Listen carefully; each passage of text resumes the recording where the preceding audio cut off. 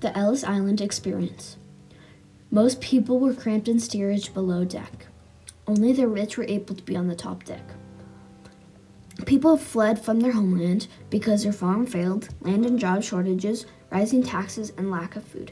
People came to America because it was described as a land of opportunity. People also fled to avoid persecution. People waited in long lines to be checked for any illnesses or diseases. If someone was sick, they were sent back home. Only about 2% of people got sent home due to illnesses. After standing in lines for hours, most people were free to start their new life in the country. Most people feared getting checked under the eyelids. If a person had all their papers and was in good health, the process took about 3 to 5 hours. When the immigrants passed all the exams to get into America, there were people standing on the docks offering people jobs and giving them a place to live. Every year, about 4 million people came to the docks of America.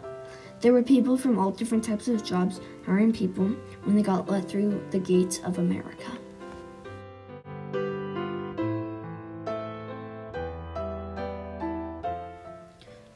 Slums. Most people lived in slums during the Gilded Age. Small children or babies could suffocate due to the lack of oxygen.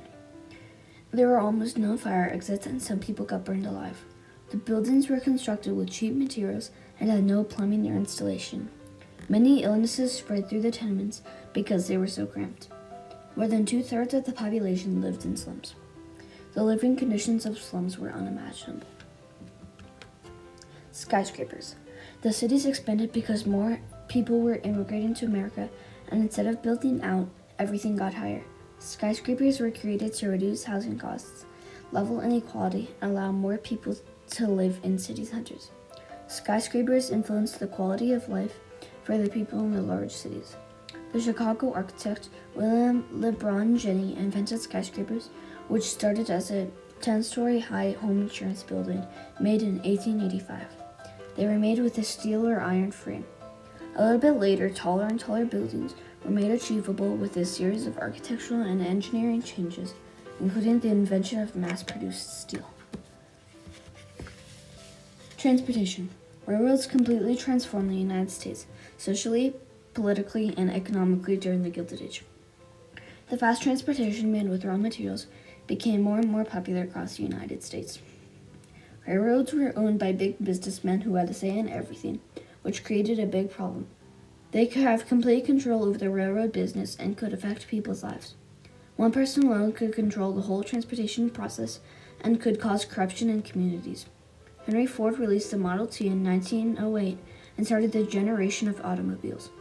Cars were referred to as horseless carriages, and they used steam power instead of gas like today's cars. When more people came to America and the city started to expand, transportation grew. Different types of life. During the Gilded Age, there were lots of different types of life. There were the rich, the middle class, and the poor. Most cities were not prepared for the rapid growth of the population.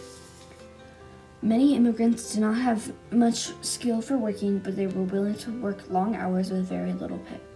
There were lots of health risks in the working places and with the products that they created.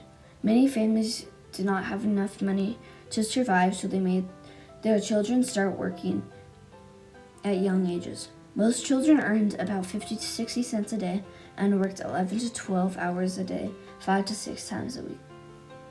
It was not until 1833 that the child labor conditions changed. The upper class lived in urban mansions and had a totally different life than everybody in the city. John D. Rockefeller and Andrew Carnegie were two of the richest people during the Gilded Age. Need of Reformation. There were lots of problems during the Gilded Age, and it was in need of reformation. There were too many people coming to the cities so fast that the cities were not able to expand in time, which created the problems of tenements and slums. The working conditions were also horrible.